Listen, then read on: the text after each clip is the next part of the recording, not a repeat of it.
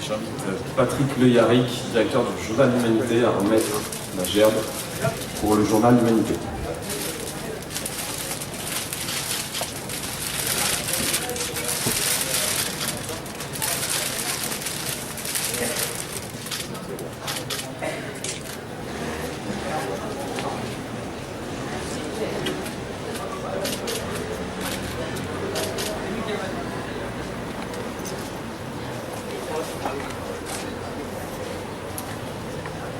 Je laisse la parole à Patrick Leyaric, député au Parlement européen et directeur du journal L'Humanité, pour l'hommage de la mort de Jean Jaurès.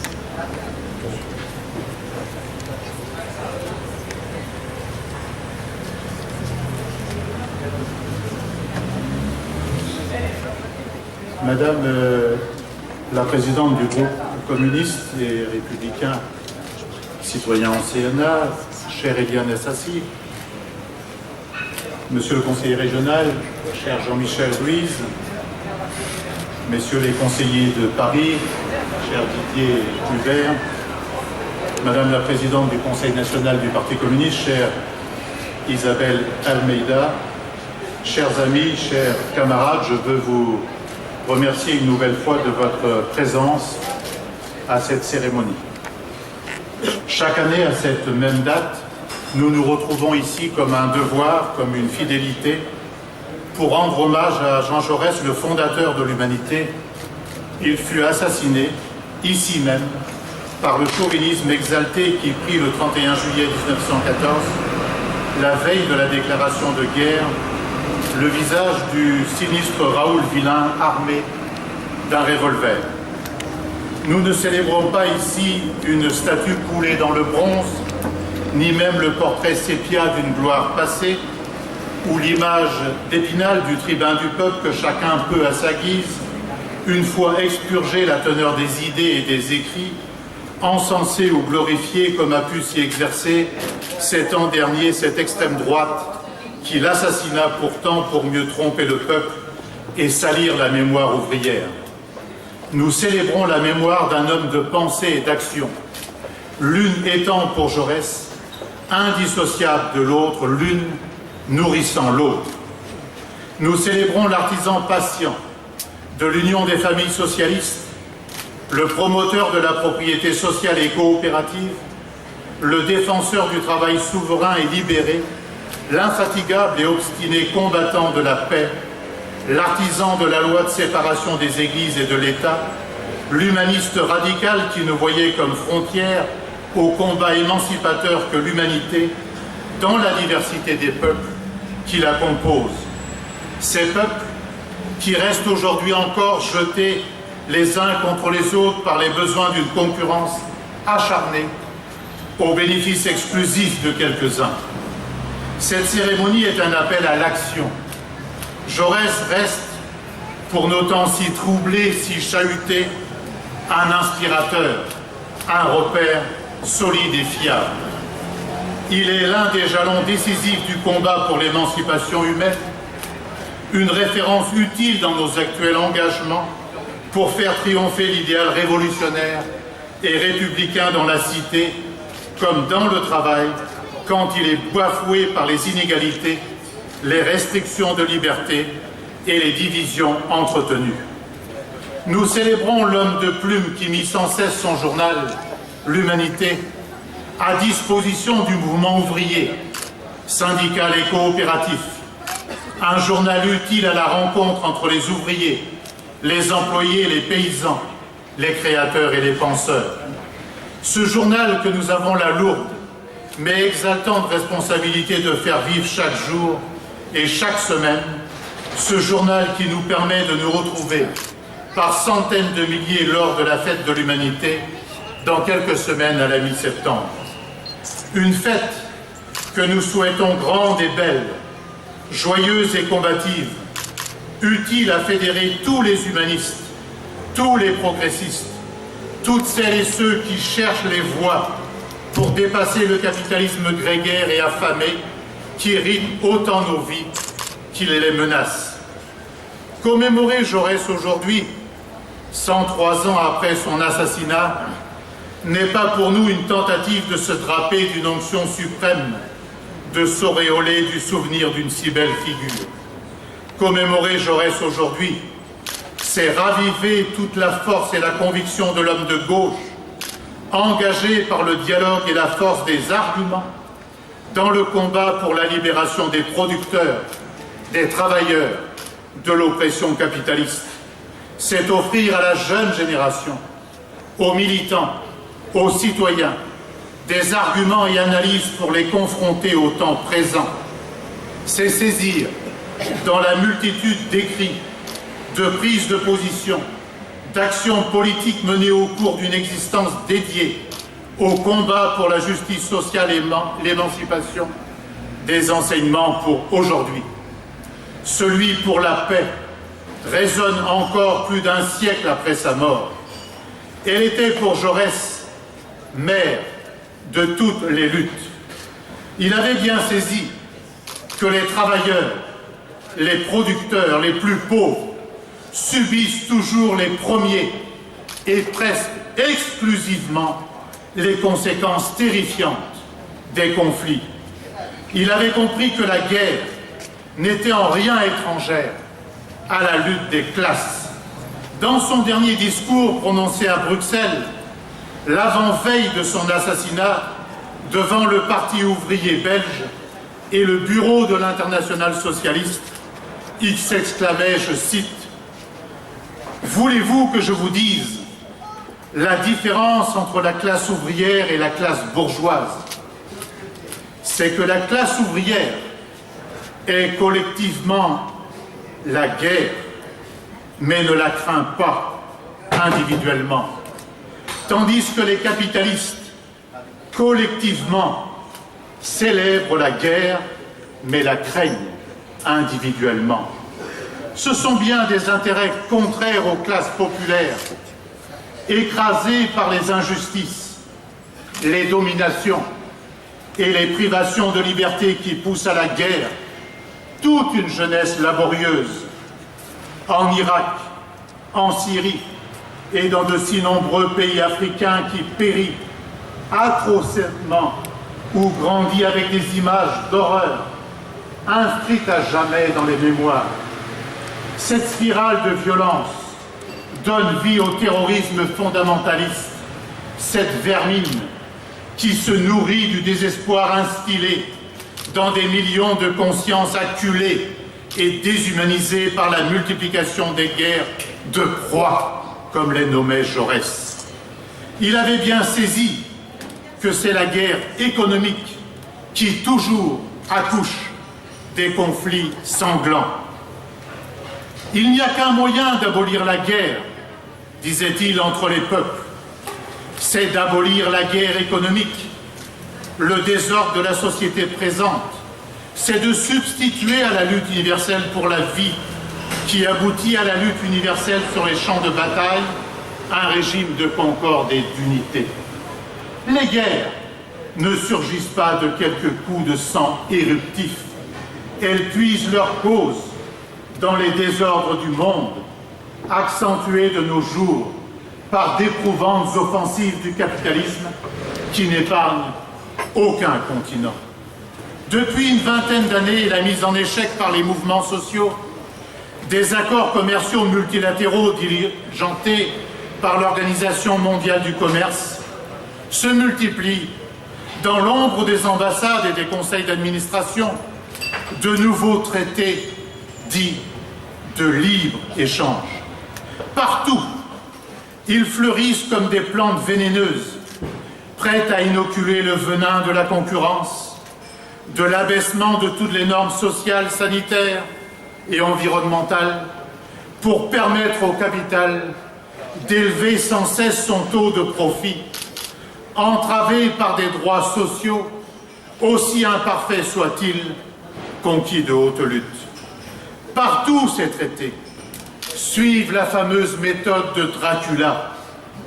Ils naissent et grandissent dans les chambres noires des institutions internationales qui ont porte commune avec celles des transnationales qui veulent placer le monde, les vies humaines comme l'environnement, en coupe réglée. Leur mise à jour par les associations, les syndicats, les élus progressistes sous la lumière crue du débat public permet des reculs qui sont pour nous autant de victoires. Ces traités suivent une géopolitique de la tension. Les zones de libre-échange accompagnent des lignes de force, de conflits en gestation. Ils dessinent une carte de guerre.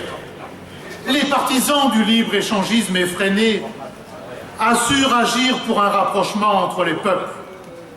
C'est pourtant le chaos migratoire auquel ils contribuent par l'épuisement des ressources et l'ultra-spécialisation des systèmes productifs, industriels et agricoles des pays les plus pauvres. C'est pourtant le réchauffement climatique et les ravages écologiques qu'ils génèrent en abaissant les normes environnementales ou en encourageant le pillage des ressources naturelles. C'est pourtant la concurrence entre les peuples qu'ils organisent en jetant les uns contre les autres sur ce qu'ils appellent le marché concurrentiel. Les travailleurs de différents pays choisis en fonction de leurs supposés coûts.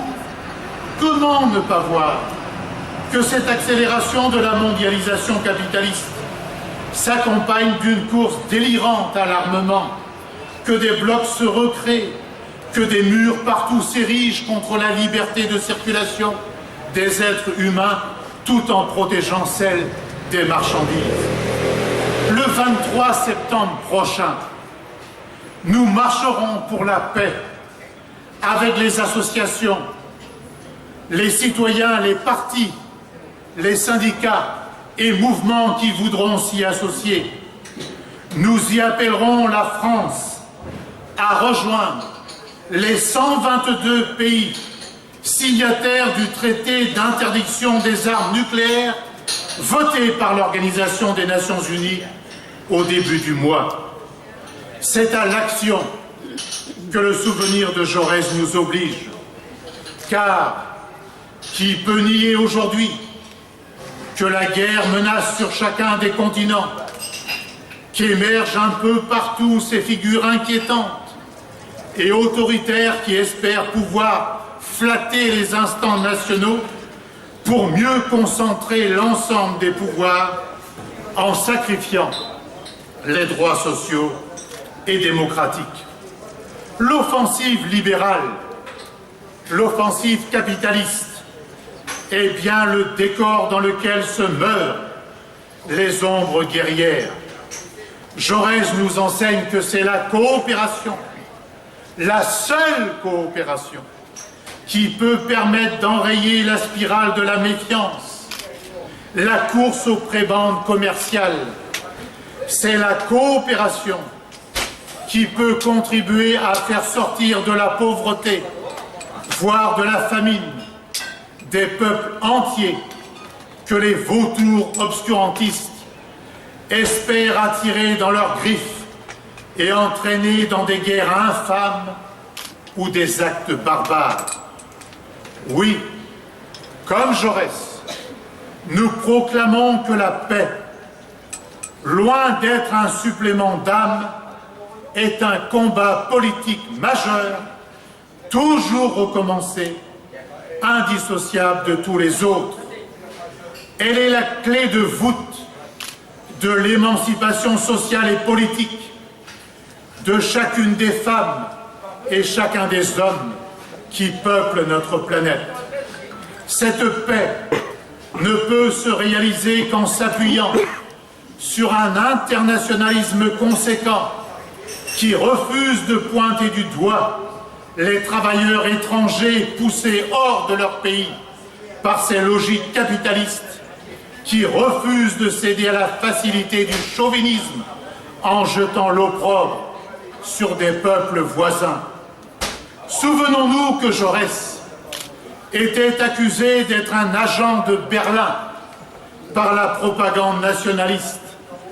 Les fauteurs de guerre ne supportaient pas qu'il appelle à la fraternité prolétarienne entre les classes ouvrières allemande et française pour empêcher la déflagration guerrière. Il l'avait surnommé Jaurès le Boche ou Air Jaurès parce qu'il refusait toute exaltation du sentiment national, tout chauvinisme qu'il qualifiait de bourgeois dans son essence même. N'oublions pas que ces infamies répétées lui coûtèrent jusqu'à la vie ici.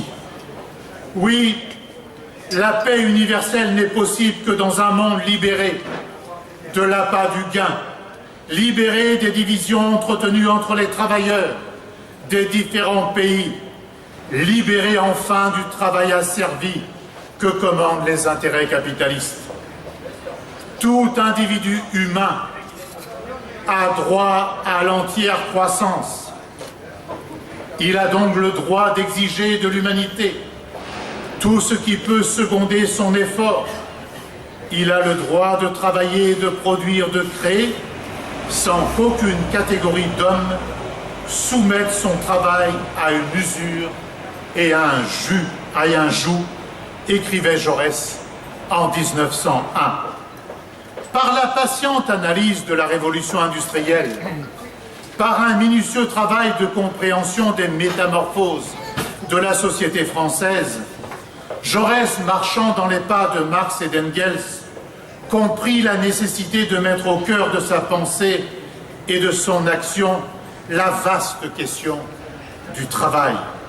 C'est en effet par le travail que l'homme s'accomplit et c'est par la libération du travail qu'il se libérera des chaînes qui entravent son cheminement vers une totale émancipation individuelle et collective. Les travailleurs ne concourent ni à déterminer le but du travail, ni à régler le mécanisme d'autorité sous lequel le travail s'exécute. C'est-à-dire que le travail est doublement serf, puisqu'il va à des fins qu'il n'a point voulues, par des moyens qu'il n'a pas choisis, constatait-il. Certes, les structures de la propriété privée des moyens de production, à l'époque de Jaurès, étaient bien différentes de celles que nous connaissons aujourd'hui. Mais comment ne pas voir la permanence d'une domination qui s'exerce aujourd'hui par le pouvoir exorbitant et illégitime de l'actionnariat. Cet actionnariat vorace, mis il y a quelques jours en lumière par l'humanité, qui a permis à l'actuel ministre du Travail d'empocher en douce plus d'1 million d'euros en organisant le licenciement de 900 salariés du groupe Danone dont elle était la directrice des ressources humaines. Il ne peut y avoir un fond humain dans l'égoïsme capitaliste, écrivait déjà Jaurès. Comment ne pas saisir, derrière la description que nous fait Jaurès du travail asservi, le sort des salariés de Tati, ceux de l'entreprise GMS dans la Creuse, des ouvriers des chantiers navals de Saint-Nazaire, ceux de la FNAC et de Darty qu'on veut revendre, toutes et tous soumis à l'incertitude du bon vouloir de multinationales adossés à des fonds de pension ou à des fonds dits vautours qui ne cherchent qu'à sucer le sang des travailleurs pour toujours faire grandir leur taux de profit. De la même manière que Jaurès s'adressait aux mineurs de Carmaux et de Courrières, aux verriers d'Albi, aux vignerons libres de Morassan, aux ouvrières du textile du Pas-de-Calais, dépossédées de leur travail par la simple volonté patronale et capitaliste.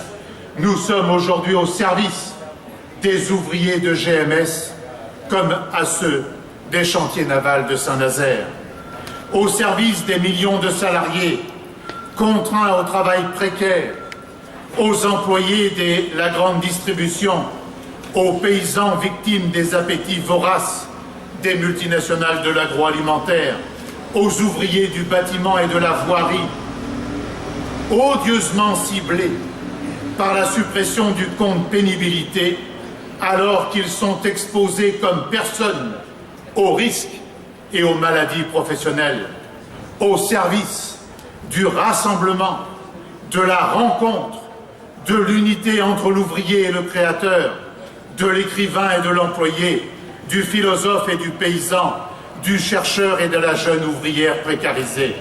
C'est ainsi chaque jour avec l'humanité, chaque semaine avec l'humanité dimanche, et c'est le sens de la fête de l'humanité. Notons combien cet enjeu du travail est au cœur des préoccupations des libéraux qui nous gouvernent. Pourquoi passent-ils leur temps à s'attaquer aux règles qui encadrent le travail et à vouloir précariser l'activité des salariés? Mais précisément parce que les puissances d'argent et leurs commis politiques au pouvoir savent que le travail est autant la source de toute richesse qu'une activité indispensable à l'être humain. Ils ont compris que c'est en pressurant le travail, en se rendant propriétaire de la force de travail, que le capital assure sa domination et impose son ordre injuste à la marche du monde.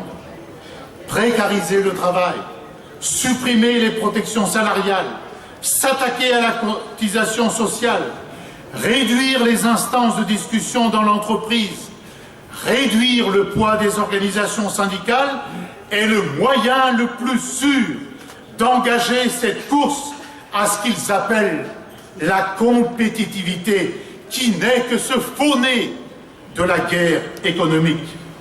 Ils veulent faire des citoyens des fantassins envoyés au front de cette guerre économique mondiale pour s'assurer dans l'ombre des palais ministériels et des conseils d'administration une domination économique et sociale totale. Voilà qu'une loi inique vient à peine d'être imposée par la force à coup de ce qu'on appelle le 49-3 sous le précédent quinquennat, que le pouvoir macroniste souhaite par ordonnance nous en imposer une nouvelle qui en aggrave encore tous les aspects. C'est bien le travail qu'ils veulent asservir de nouveau, en revenant sur toutes les conquêtes qui, dans les pas de Jaurès, du Front populaire et de la Libération, ont fait éclore un projet social avancé, un droit du travail et permis aux travailleurs d'exercer, avec leurs syndicats, un droit de regard sur la production. Le nouveau président de la République, en lien étroit avec le chef des grands patrons, cherche à asservir le travail pour couler la France dans le moule de la mondialisation capitaliste. Qu'avons-nous entendu le mois dernier? Le nouveau président de la République commençait son discours césariste devant le Congrès par un appel étrange à l'amour de la patrie.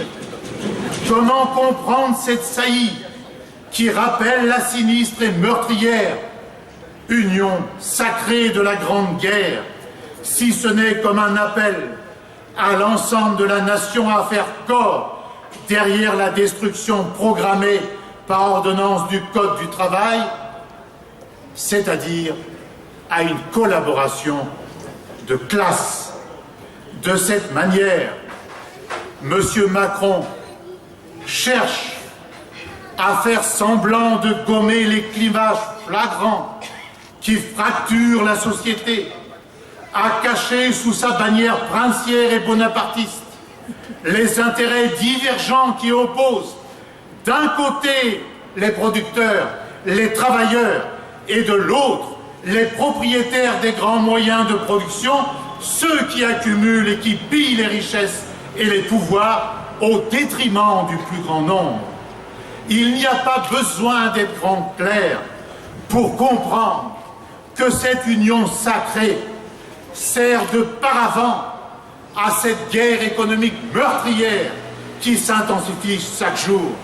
Eh bien, nous ne l'acceptons pas et nous ne l'accepterons pas.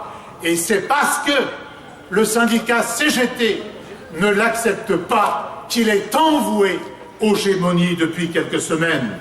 Au contraire, nous appelons la majorité de celles et ceux qui n'ont que leur travail pour les vivre, celles et ceux qui sont privés de travail, ceux qui cherchent les moyens de se défricher les voies d'un autre avenir, de ne pas mettre le doigt dans l'engrenage de cette collaboration, de cette union sacrée, et de répondre massivement à l'appel de la CGT le 12 septembre prochain. Cette même union sacrée que Jaurès refusait en son temps permet également aujourd'hui même d'attenter aux libertés publiques. À l'heure de l'inscription de l'état d'urgence dans le droit commun, comment ne pas méditer cette saillie de Jaurès contre ce qu'il appelait la propagande de la peur en 1912, où il accuse le pouvoir de vouloir, je cite, halluciner les cerveaux et affoler les cœurs, de demander à la société française de répudier toutes les lois humaines sur le sursis, sur la libération conditionnelle que ce fut son honneur de promulguer. Comment ne pas s'en souvenir de son combat parlementaire acharné face à Clémenceau contre les lois scélérates justifiées par une vague de terrorisme anarchiste dont il avait vu qu'elle visait en réalité à museler les luttes pacifiques d'un mouvement ouvrier en pleine effervescence. Chers amis, chers camarades, la vie, mais aussi la mort de Jaurès, nous enseigne l'âpreté du combat et la nécessité d'y faire face avec force et humilité.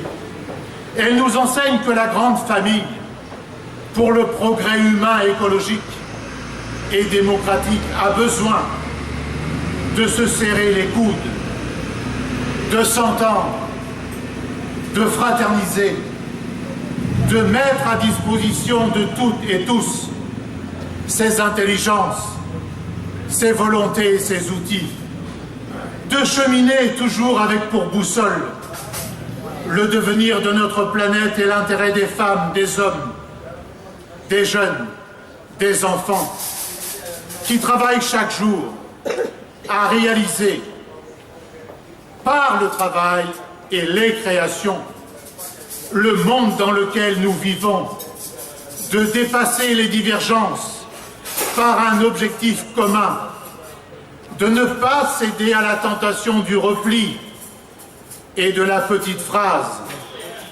aux vaines polémiques et aux procédés obliques que Jaurès excréait tant, car elle nuit au combat fondamental, à nos combats communs pour que se réalise enfin l'humanité. Retenons son appel à l'unité de 1897, où il met en garde, je le cite, contre une unité despotique et morte. Les diverses organisations socialistes, poursuit-il, peuvent et doivent subsister, mais il faut qu'elles puissent toujours se concerter et délibérer cordialement pour l'action commune. Jaurès, insistant sur l'intérêt du capital à toujours diviser, continue, je le cite, « L'essentiel est que nul ne se grise de sa propre action. Tous ceux qui travaillent à l'organisation économique, tous ceux qui fondent, gèrent, développent des syndicats ou des coopératives, tous ceux qui répondent à l'appel des travailleurs en lutte, tous ceux qui arrachent au capital un lambeau du pouvoir municipal et du pouvoir législatif, tous ceux qui, dans la bataille parlementaire, portent des coups et déploient le drapeau dans l'enceinte même où l'ennemi forge ses armes, tout cela sont les soldats de la même armée, les combattants du même combat, les frères de la même espérance. C'est à ce souvenir et à cette conception de la lutte que nous cherchons à vous associer chaque jour et chaque semaine avec l'humanité qui l'a fondée. C'est à cette conception du combat que nous devons nous attacher pour faire gagner les idées et les projets d'émancipation humaine et faire fleurir l'espérance. Cette espérance qu'il avait résumée dans cette déclaration forte en 1902, je le cite, « Le communisme doit être l'idée directrice de tout le mouvement. » Chers amis, chers camarades, mesdames et messieurs les parlementaires et les élus, en vous remerciant de votre présence, je vous donne rendez-vous chaque jour dans l'Humanité et chaque semaine dans l'Humanité dimanche, et les 15, 16 et 17 septembre dans une grande, combative, joyeuse et fraternelle fête de l'humanité.